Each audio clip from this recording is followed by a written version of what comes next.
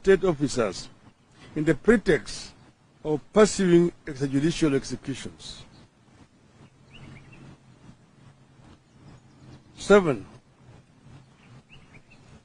One of William Ruto's grudge against George Kinoti and the DCI started way before the elections. Ruto appears to believe that the coming of the UDI regime is a perfect mandate for him to punish the officers he long had a grudge against. We are here to say no. We oppose that attempt to sacrifice state officers who, in the line of duty, may have rubbed politicians the wrong way and who are now being selectively punished for having done their job. Ruto seems to be looking for some Indians whom he lost in the middle of the August elections. Those Indians were human beings. They deserve to live, and we continue to pray for their families and hope that they will be found alive and that justice shall be done in their case.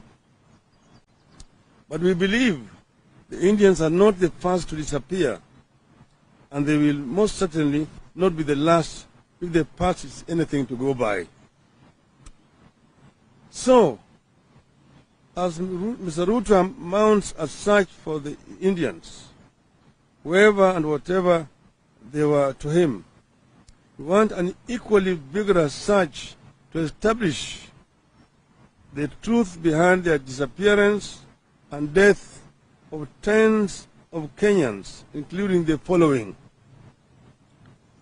Sergeant Kipyegon Kenei, the administration police officer, went missing just when he was supposed to accompany his colleagues to the Directorate of Criminal Investigations to record a statement in the 39.5 billion shillings fake arms probe that involved the office of the Deputy President when Ruto was serving in that capacity. B. Mr. Christopher Koech, who taught at Kaunga Primary School in Mumias, who was later found lying on the side of a road near Shibuli Market with foam in his mouth and was sweating profusely. He was linked to the ICC case.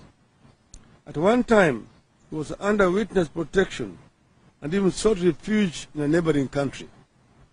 Mr. Koech was to travel to The Hague to testify in lawyer Paul Gicheru's ICC case. Meshach Yebei, whose mutilated body was found in Savo National Park, some 600 miles or kilometers from the Eldoret where he had disappeared.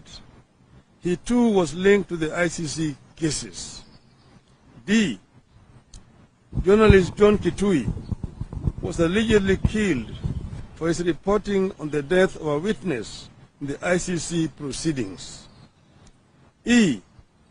Journalist Walter Osapiri Baraza and Philip Kipkoech Bet, alias Kipsengera, Ngeria, both wanted by the Hague-based International Criminal Court for interfering with witnesses.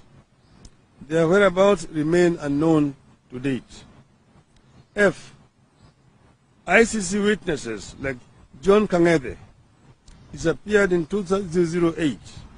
George Duo died in 2013. Bernard Kimeli died in 2011.